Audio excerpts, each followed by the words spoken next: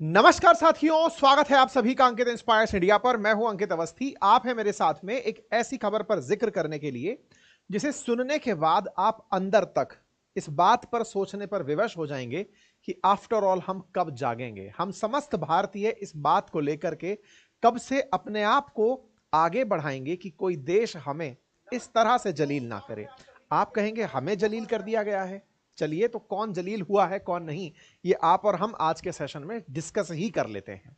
असल मायने में ट्रंप ने दुनिया को जो टैरिफ की मार दी कि अमेरिका में सामान बेचना है तो इतना परसेंटेज टैक्स चुकाकर बेचना होगा, हमें लगा कि ठीक है, टैरिफ लगा है तो इस पर नेगोशिएट भी कर लेंगे। भारत जहां एक तरफ टैरिफ किंग के नाम से जाना जा रहा था कि ये हमसे बहुत टैक्स वसूलते हैं तो हम इनसे ज्यादा टैक्स वसूलेंगे, उस भारत को इन्होंने नेगोशिएशन की टेबल पर लाकर इतना कम टैक्स के लेवल में ले आए कि 26% टैक्स हम पर लगा। हमसे ज्यादा टैक्स कई देशों पर लगा। ठीक है, लेकिन इस बीच में आपने यानी कि भारत ने अमेरिका से नेगोशिएशंस किए, बातचीत की। आज उन बातचीत को इन्होंने किस तरह के शब्द से संबोधित किया है, समस्त भारतीयों का खून केवल इस बात को सुनकर खौल सकता है, खौलना चाहिए, ताकि आपको अपने आत्मसम्मान पर पड़े हुए इस प्रहार को महसूस करने की क्षमता मिले। साथियों, आज ये जो शब्द मैं आपके सामने कहने जा रहा हूं, सुनाने जा रहा हूं, आप इसे जरूर सुनिएगा।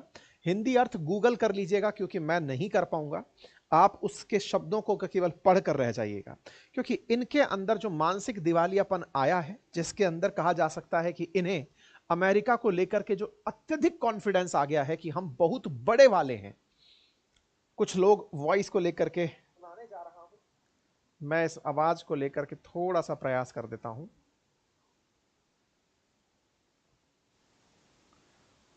संभवतः अब आप सभी को सही से सुनाई दे जाएगा। ऐसे में इनके द्वारा एक कमेंट बनाया गया कि दुनिया भर के देश मुझसे यानी कि अमेरिका से टैरिफ हटाने के लिए गिड़गिड़ा रहे हैं और कह रहे हैं कि सर आप जो कहेंगे हम वो सब करने को तैयार हैं, और हाथ जोड़कर विनती कर रहे हैं, कह रहे हैं सर प्लीज आप टैरिफ हटा लीजिए। और इन्होंने जो शब्द कहे वो मैं आपको बोल के ही सुनाऊंगा, आप सुन लीजिएगा। लेकिन फिलहाल के लिए हेडलाइंस बनती है कि ट्रंप ने दुनिया के देशों से जो कहा वो इस समय की एक बड़ी सुर्खी है। ट्रंप ने दुनिया के देशों की मजाक बनाई, मजाक बना करके दुनिया के जिन देशों से ये टैरिफ लगा के खुद के देश को नुकसान पहुंचा रहे हैं, उसके बावजूद भी ये देशों को चिढ़ा रहे हैं। लेकिन इस बीच में शी जिनपिंग निकल कर आते हैं, दुनिया के गुस्से का चेहरा बनते हैं। चीन अपने आप में एक लीडर बनकर बाहर आता है और इस पूरे गुस्से को एक चेहरा देता है। चेहरा देकर चीन अमेरिका पर 84% टैरिफ थोप देता है। इस 84% टैरिफ की कहानी को आज जानेंगे। साथ में हम आज यह भी जानेंगे कि कैसे ट्रंप वही भूल कर रहे हैं जो 1930 की आर्थिक मंदी के लिए जिम्मेदार बनी थी। आज के सेशन में हम यह जानेंगे कि चीन के द्वारा जो इन्हें टक्कर दी जा रही है वो अमेरिका के लिए कितनी नुकसानदायक हो सकती है। तो चलिए एक एक करके सारी बातों को डिस्कस करते हैं। उससे पहले आप इस लाइन को पढ़ लें जिसमें लिखा है कि कई देश उनकी खुशामद कर रहे हैं और 60 से अधिक देश जिनके साथ इन्होंने टैरिफ बढ़ाए हैं वो सब इनसे रिक्वेस्ट कर रहे हैं कि सर प्लीज मान जाइए। इन्होंने अपनी तरफ से नेशनल रिपब्लिक कांग्रेशनल कमेटी के रात्रि भोज कार्यक्रम में इस तरह का बयान दिया और कहा कि प्लीज सर इस डील को कर लो, मैं कुछ भी करने के लिए तैयार हूं, सर प्लीज मान जाइए। इस तरह की जो बातें इन्होंने यूज की जिन्हें मैं यहां बजा रहा हूं, आप भी सुन लीजिए। In the history of our country, and don't let some of these politicians go around saying, because I'm telling you, these countries are calling us up, kissing my ass. They are dying to make a deal. Please, sir, make a deal. I'll do anything, sir. And then I'll see some rebel Republican, some guy that wants to grandstand, say, I think that Congress should take over negotiations. Let me tell you, you don't negotiate like I negotiate. अगर आपने ये शब्द सुन लिए तो इनका translation भी जान ही लीजिएगा। जिस तरह के अपशब्द हैं, संभवतया आप आम बोलचाल की भाषा में इस तरह की बोलचाल की भाषा का उपयोग ना करते हो। दुनिया के लिए डेमोक्रेसी के नाम पर अपने आप को ओल्डेस्ट डेमोक्रेसी कहने वाला अमेरिका और उसके राष्ट्रपति द्वारा दुनिया के बारे में इस तरह के कहे गए अपशब्दों पर उन्हीं के देश के लोग भी खूब चिढ़े। उन्होंने कहा कि ये क्या बातें आप कर रहे हैं और किस तरह की बातें कर रहे हैं जब आपके खुद के देश को इतना नुकसान हो रहा है। आपके इस तरह के बयान निश्चित ही अमेरिका को शर्मसार करते हैं। दुनिया ने इस पर अपनी प्रतिक्रियाएं देना शुरू किया, लेकिन हम ना तो निंदा किए ना ही प्रतिक्रिया दिए। हमें लगा हमें थोड़ी कहा है, पता नहीं किसे कहा होगा। हम थोड़ी नेगोशिएशन में 1 महीने से अपने यहां टैरिफ कम करवा रहे हैं, पता नहीं कौन टैरिफ कम करवा रहा होगा। हम तो उस लड़ाई में हैं ही नहीं। ट्रंप ने जिससे भी कहा हो, हम थोड़ी हैं वहां पर जो कहे होंगे सर प्लीज प्लीज आप ऐसा मत करो। खैर, हम अपने आप को छोड़कर दूसरों के बारे में सोच लेते हैं, दूसरे हमारे बारे में सोच लेंगे। लेकिन ये जिसको भी गाली पड़ी है उसे अत्यंत शर्मसार होना चाहिए, आत्मभाव से खुददारी से उठना चाहिए कि हम एक दिन और कुछ नहीं तो अपने देश को उस बुलंदी तक लेकर जाएंगे कि जिस दिन, जैसे कहते हैं ना कि कभी कभी परिस्थितियां ऐसी बनी कारगिल वॉर के दौरान, जब भारत ने अपना सिस्टम डेवलप कर लिया, जीपीएस जैसा सिस्टम बना लिया। आज आवश्यकता है हमें इस बात पर विचार करने की, जो अंतर्राष्ट्रीय परिप्रेक्ष्य तैयार हो रहे हैं, हम समस्त भारतीय इस पर कैसे निकल कर आएंगे। ट्रंप ने यह लाइन जैसे ही बोली, तत्काल प्रभाव से चाइना बाहर आता है और चाइना 84% टैरिफ चाइना अमेरिका पर टिका देता है। हेडलाइंस बनती हैं, China hit back at Donald Trump with 84% retaliatory tariff. आपको याद हो तो चाइना को अमेरिका ने धमकाया, यह कहते हुए धमकाया कि भाई देखो मैं तुम्हारे ऊपर 10% टैरिफ लगाऊंगा शुरुआत में, फिर 10 के बाद फिर 10% लगाए, फिर 34% लगाए, और ऐसा करते करते अब चाइना ने अमेरिका को 84% टैरिफ पर ले जाकर छोड़ दिया है। मतलब उल्टा देखिए आप कि इधर से अमेरिका चाइना पर टैरिफ लगाता जा रहा था, चाइना बदले की कार्रवाई में अमेरिका पर टैरिफ लगाता गया। परिणाम यह निकला कि चाइना ने अब इन पर 84% टैरिफ लगा दिए हैं। मतलब एक तरफ से ये 104% टैरिफ लगाए इस गुस्से में कि तुम हम पर टैरिफ लगाओगे, लो हम तुम पर टैरिफ लगाते हैं। इस टैरिफ की लड़ाई में आज अमेरिकी सामान अगर चाइना बिकने आएगा तो उसे 84% टैरिफ देना पड़ेगा। वहीं अगर कोई चाइनीज सामान अमेरिका बिकने जाएगा तो उसे 104% टैरिफ का भुगतान करना होगा। इसके बाद में चाइना ने दुनिया भर के देशों से बातचीत की और उस बातचीत का सार केवल यही था कि अब कम से कम अपनी खुददारी के लिए तो जाग जाओ, कम से कम ये तो समझ लो कि तुम्हें अमेरिका से लड़ना है, तुम्हें यह समझना होगा कि इसके इस तरह के बयान तुम्हारे लिए अच्छे नहीं हैं। पर खैर, हम लोग केवल इन बातों पर अपनी मीटिंग्स कर रहे हैं। ट्रंप ने अपनी तरफ से 1 फरवरी को चाइना के ऊपर टैरिफ लगाए। यूएस ने जब टैरिफ लगाए तो चाइना ने क्लियर किया कि हम सेम डे टैरिफ लगाएंगे। फिर इसने एडिशनल टैरिफ लगाए, चाइना ने कहा हम एडिशनल टैरिफ लगाएंगे। अमेरिका इस बात पर नाराज हुआ कि अगर तुम 34% लगाओ हम 50% और लगाएंगे, तो इन्होंने 30% अपनी तरफ से और लगा दी। कुल मिलाकर टैरिफ की लड़ाई में चाइना भले ही अमेरिका पर थोड़ा कम टैरिफ लगा रहा हो, लेकिन अमेरिका को एक करारा तमाचा चाइना की तरफ से मारा गया है। इसी वजह से China hit back Donald Trump करके न्यूज चल रही हैं। पूरे दुनिया भर के देश इस समय चाइना की सरपरस्ती में है कि भैया तुम ही हो जिसके पास इतनी ताकत है कि इसको तुम काउंटर कर सको। अब सवाल यह है कि सर चाइना कौन सा बढ़िया देश है? अच्छा तो वो भी नहीं है, अच्छा तो कुछ भी नहीं है। आज चाइना का अमेरिका से व्यापार अगर प्रभावित होता है तो उसे बहुत सारा नुकसान है, लगभग $250 बिलियन सालाना का नुकसान है। चाइना अमेरिका को जो एक्सपोर्ट करता है उसकी वैल्यू लगभग $600 बिलियन के आसपास है, ट्रेड की वैल्यू $600 बिलियन के आसपास है। लेकिन इसके बावजूद भी चाइना बार बार अपने आप को यहां पर बनाकर रख रहा है कि मेरे को आपकी जरूरत नहीं है, आपको भी मेरी जरूरत है। चाइना से सामान आप इसलिए नहीं खरीदते कि आप हम पर एहसान करते हैं, आप इसलिए खरीदते हैं क्योंकि चाइनीज सामान अमेरिकियों को सस्ते पड़ते हैं, चाइनीज लेबर सस्ती पड़ती है, चाइनीज इंजीनियरिंग गुड्स सस्ते पड़ते हैं। सेम एज इंडिया, आज इंडिया से अमेरिका सामान खरीदकर हम पर एहसान नहीं करता। आज भारत में अमेरिकियों को सामान सस्ता मिलता है, भारत का जो सामान है वो अमेरिकी बाजार की तुलना में काफी सस्ते हैं, इसलिए ये लोग हमसे खरीद कर ले जाते हैं। और आज इन्होंने उलट हमको इस तरह से दिखा दिया, एक तो तुम सस्ता दोगे, ऊपर से तुम अब टैरिफ और दोगे ताकि तुम अमेरिकी बाजार में सामान बेच पाओगे। ये तो चोरी और ऊपर से सीना जोरी जैसी स्थिति बनती हुई आई। खैर, चाइना इस बारे में बढ़िया से आगे निकला उसने इतना ही नहीं, बाकायदा कई अमेरिकी कंपनियों को बैन कर डाला।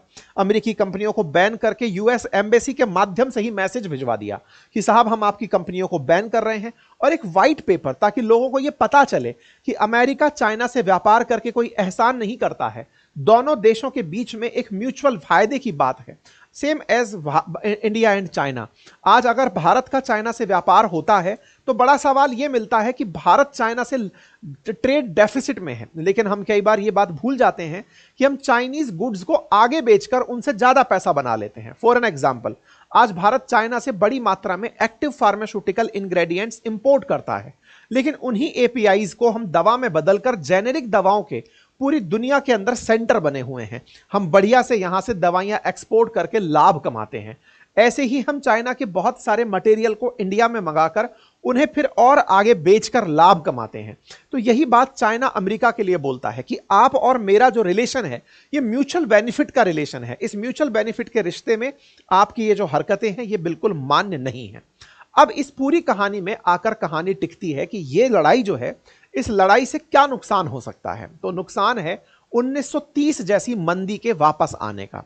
एक आर्थिक मंदी जिसके बारे में फिलहाल बहुत सी कंपनियां, गोल्डमैन सैक्स जैसी कंपनियां कह रही हैं कि 1930 जैसी मंदी के 60% तक चांसेस हैं जो इस समय आ सकती है, डिप्रेशन आ सकता है। तो अब आपको मैं लेकर चल रहा हूं 1930 की मंदी पर और बताने का प्रयास कर रहा हूं कि कैसे, जैसे आज ट्रंप ने टैरिफ लगाए हैं रेसिप्रोकल टैरिफ के नाम पर, ऐसे ही 1930 में स्मूट हॉले नाम का एक टैरिफ एक्ट आया था, और उस स्मूट हॉले नाम के टैरिफ ने ही दुनिया को ग्रेट डिप्रेशन यानी कि मंदी में डाल दिया था। एक ऐसी मंदी जिससे अमेरिका की जीडीपी में लगभग 1/4 गिरावट आ गई थी। 25 से 30% तक अमेरिका की जीडीपी खुद गिर गई थी। आज हम उसके बारे में आपके साथ चर्चा करने वाले हैं। साथियों, चर्चा है स्मूट हॉले की, और स्मूट हॉले जो टेस्ट है वो, मतलब जो टैरिफ है वो आया था हॉबर्ट हूवर के टाइम पर। ये जो हर्बर्ट हूवर हैं ये भी ट्रंप की तरह ही रिपब्लिकन पार्टी से प्रेसिडेंट हुआ करते थे। ये अमेरिका के 31वें प्रेसिडेंट हुआ करते थे। इनके शासनकाल में 2 सीनेटर्स थे, एक का नाम था स्मूट और एक का नाम था हॉले। उनके नाम पर एक टैरिफ एक्ट लाया गया था। जैसे आज आप रेसिप्रोकल टैरिफ सुनते हैं, ऐसे उस समय स्मूट हॉले टैरिफ के नाम से आया था। उसमें 20,000 ऐसे सामान अमेरिका ने ढूंढे जिस पर कहा गया कि हम 20% टैरिफ वसूलेंगे। अमेरिका में उस समय तत्कालीन राष्ट्रपति हर्बर्ट हूवर के द्वारा यह जो टैरिफ का खेल खेला गया कि अमेरिका में अगर सामान बेचना है तो 20% आपको टैक्स देना होगा। इसका परेशानी क्या हुआ, अमेरिका समेत पूरी दुनिया में गरीबी, भुखमरी, बेरोजगारी, महंगाई चरम पर पहुंच गई। कई सारी बैंक फेल हो गई। कहते हैं अमेरिका की लगभग 20% बैंक फेल मार गई। ऐसा क्यों हुआ?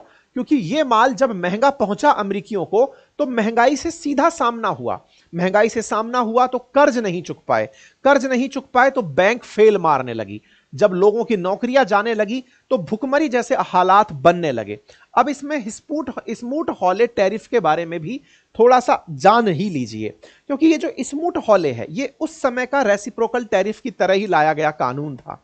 असल में अमेरिका फर्स्ट कोई पहली बार नहीं है। अमेरिकियों के दिमाग में ये बार बार आते रहने वाली बीमारी है। 1914 से 1918 के बीच में प्रथम विश्व युद्ध चला था। 1918 जैसे ही विश्व युद्ध खत्म हुआ, जर्मनी को जिम्मेदार ठहराया गया कि तुम ही हो युद्ध के जनक। ऐसे में उस पर बहुत सारा पनिशमेंट लादा गया।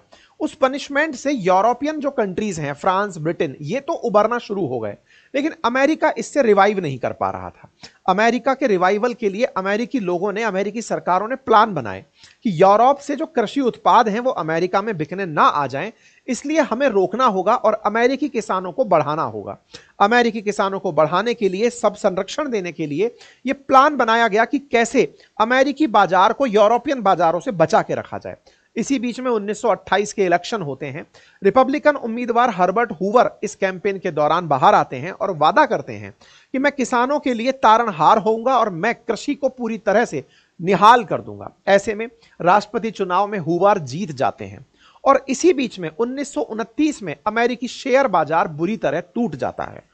अमेरिकी शेयर बाजार का क्रैश होना अति संरक्षणवाद, जैसे आज अमेरिका को ग्रेट बनाने के पीछे पड़ाया हुआ है, वैसे ही हूवर के द्वारा किए गए प्रयासों में मेक अमेरिका ग्रेट अगेन जैसी चीजें की गई। दुनिया भर से इंपोर्ट होने वाली तमाम चीजों पर टैरिफ लाद दिए गए। स्मूथ हॉले के इस टैरिफ नियम को यूनाइटेड स्टेट्स टैरिफ एक्ट 1930 कहते हैं, जिसमें अमेरिका ने लगभग 20,000 ऐसे सामान ढूंढे जिन पर 20% टैरिफ लगाया जाएगा। इसकी वजह से अमेरिका के अंदर सामान की कीमतें बढ़ने लगी। तब लगभग 100 से अधिक अर्थशास्त्रियों ने अमेरिका को समझाया, राष्ट्रपति को समझाया कि आप ये जो प्रयास कर रहे हैं ये बहुत महंगा पड़ेगा। ये उस समय की न्यूज कटिंग्स हैं जिन्हें आप देख सकते हैं। बोले सर बहुत महंगा पड़ेगा, लेकिन क्या करें, उस समय हूवर इस बात को माने नहीं। इसको इन्होंने बकायदा यूनाइटेड स्टेट्स टैरिफ एक्ट के नाम से लागू किया और यहां पर 2 सीनेटर्स के नाम से इसको कानून को लागू कर दिया। लेकिन उस दौर में भी जो कंट्रीज काउंटर करती थी अमेरिका को, वो रुकी नहीं, वो डरी नहीं। उन्होंने जैसे आज चीन कर रहा है रिटेलिएटरी टैरिफ लगाने का काम, ऐसे ही उस समय के 25 देशों ने अमेरिका के सामने टैरिफ खड़े कर दिए। इससे अमेरिकी सामान की बिक्री कम हो गई। ऐसे समय पर 25 देशों के द्वारा अमेरिका पर लगाए गए रिटेलिएटरी टैरिफ कि अगर आपने हम पर लगाए हैं तो हम आप पर लगाएंगे, ऐसे में अमेरिकी सामान बिकना बाजार में बंद हो गए और अमेरिका के बाजार में जो सामान है वो महंगे पड़ने लगे। ऐसे में अमेरिका में जो बहुत ज्यादा अमीर थे केवल वही माल खरीद पा रहे थे, बाकी लोग माल के अंदर खरीद कर ही नहीं पा रहे थे। 29 से 34 के बीच में अंतरराष्ट्रीय व्यापार में इस टैरिफ कांड की वजह से 65% तक की कमी आ गई। आप सोचकर देखिए कि यूएस का जो टोटल वर्ल्ड ट्रेड वॉल्यूम था वो डिक्लाइन हुआ लगभग $2 ट्रिलियन के आसपास। उस समय 2 ट्रिलियन, आप विचार करिए, लगभग 100 साल पहले की बात हो रही है। उस समय बाजार में इतनी भयंकर गिरावट आई, बाजार में गिरावट आई और ऐसी गिरावट पूरे अमेरिका से धीरे धीरे दुनिया के देशों में फैलने लगी, जिसे वैश्विक मंदी नाम दे दिया गया। इसका असर आप देखें कि 1929 से 33 के बीच में अमेरिका का जो इंडस्ट्रियल प्रोडक्शन है वो 47% घट गया। क्यों? क्योंकि लोग अमेरिका का सामान खरीदने बंद कर दिए। जीडीपी में 30% की गिरावट आ गई। इतना ही नहीं, प्रोडक्शन तो गिरा ही, कीमतों के अंदर भी 33% तक की गिरावट आ गई कि तुम सस्ते में ले लो, लोग लेने के लिए मना कर दिए। इस प्रकार से इस टैरिफ युद्ध में 3 साल के अंदर 20% अमेरिकी बैंक धराशायी हो गई। दुनिया भर में भुखमरी, गरीबी और बेरोजगारी बढ़ गई, लोग बेघर हो गए। हालात बद से बदतर अमेरिका के अंदर होने लगे। हालातों को देखते हुए अमेरिका में फिर से मांग उठने लगी कि हमें राष्ट्रपति बदलना होगा, हमें किसी नए व्यक्ति को राष्ट्रपति बनाना होगा। इसी बीच में स्टॉक मार्केट ने भी बहुत बुरी तरह निराश लोगों को किया। 1932 के अंदर चुनाव हुए। डेमोक्रेटिक पार्टी से राष्ट्रपति उम्मीदवार फ्रैंकलिन डी रूजवेल्ट आए और उन्होंने अर्थव्यवस्था को इस महासंकट से उबारने के लिए 1934 में रेसिप्रोकल ट्रेड एग्रीमेंट एक्ट पास किया, जिसके तहत जो टैरिफ थे उन्हें घटाया गया। जब टैरिफ घटे तब जाकर अमेरिका फिर से रिवाइव करना शुरू हुआ। तो ऐसा 100 साल के अंदर कहते हैं कि जब कोई महामारी आती है, पहले स्पेनिश फ्लू आया तो फिर कोरोना आया, ऐसे ही 100 साल पहले एक हूवर आया था, अब ऐसे ही ट्रंप आया है। तो ये 100 साल के अंदर सदियों में कुछ ऐसी दुर्घटनाएं रिपीट होती हैं जो पूरी दुनिया को तहस नहस कर देती हैं, वर्ल्ड ऑर्डर को बिगाड़ने का प्रयास करती हैं। ट्रंप भी संभवतया उन्हीं तमाम बीमारियों में से एक हैं। देखना होगा कि इस व्यक्ति के द्वारा जिस तरह से दुनिया के साथ खेला खेला जा रहा है उसमें चीन कितनी दृढ़ता से खड़ा होता है, भारत इसमें क्या स्टैंड लेता है, ये सब जानने वाली बातें होंगी। अब लोग मीम बनाकर कह रहे हैं कि अमेरिका ग्रेट बनना अगर चाहता है तो क्या वाकई में अब अमेरिका के अंदर जो इतने बड़े लोग हैं वो क्या अब जूते गांठेंगे? क्योंकि दुनिया भर से तो ये सस्ता माल खरीदने के लिए जाने जाते थे, लेकिन अब चाइना से सस्ता माल खरीदने की जगह ये खुद बनाने लगेंगे। खैर, इस बीच में चीन ने तैयारियां जोरों पर कर दी हैं। चीन ने अमेरिका के लगभग $760 बिलियन के सरकारी बॉन्ड अपने पास रखे हुए हैं।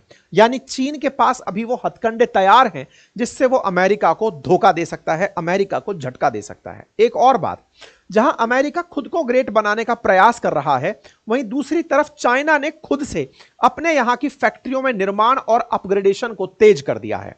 हम जहां एक और केवल अमेरिका क्या करे इस पर चर्चा कर रहे हैं, चाइना बकायदा अपने यहां की कंपनीज से कहा है कि अपना प्रोडक्शन बढ़ा दो, प्रोडक्शन के साथ साथ आप टेक्नोलॉजी पर फोकस करो। कहा जा रहा है इनकी एक कंपनी है जिसका नाम है हुवावे, उसने 35,000 इंजीनियरों के लिए एक रिसर्च सेंटर खोला है जो कि गूगल का जो कैलिफोर्निया हेडक्वार्टर है उससे लगभग 10 गुना बड़ा है।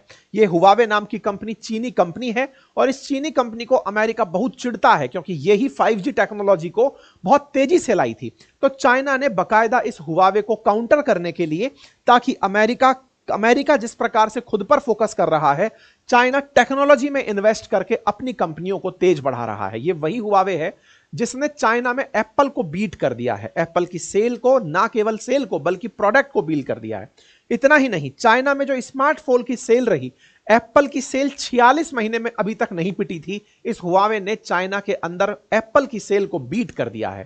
कहने का मतलब चीन का ये प्रोडक्ट चीनी प्राउड बनता जा रहा है, और ऐसे में यूएस के द्वारा हुआवे के खिलाफ जितने भी प्रयास किए गए हों, उन सब में चाइना लीड कर रहा है। और एक बात, चाइना की तरफ से यूरोपियन यूनियन से बात की गई कि सर आप कब तक झेला झेलेंगे। ऐसे में यूरोपियन यूनियन मोटिवेट हो गया।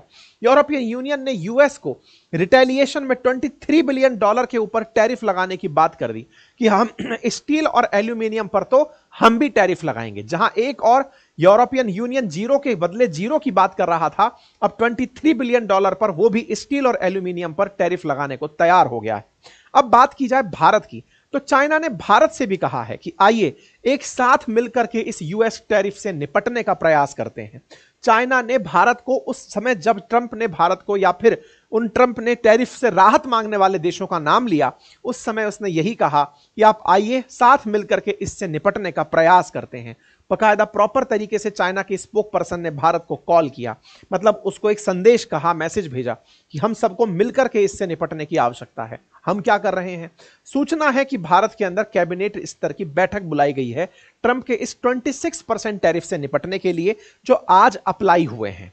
देखना होगा भारत इस पर क्या स्टैंड लेता है, क्या हमारी प्रतिक्रियाएं आती हैं। जैसा भी प्रतिक्रियाएं होंगी आपको इन्फॉर्म कर दिया जाएगा।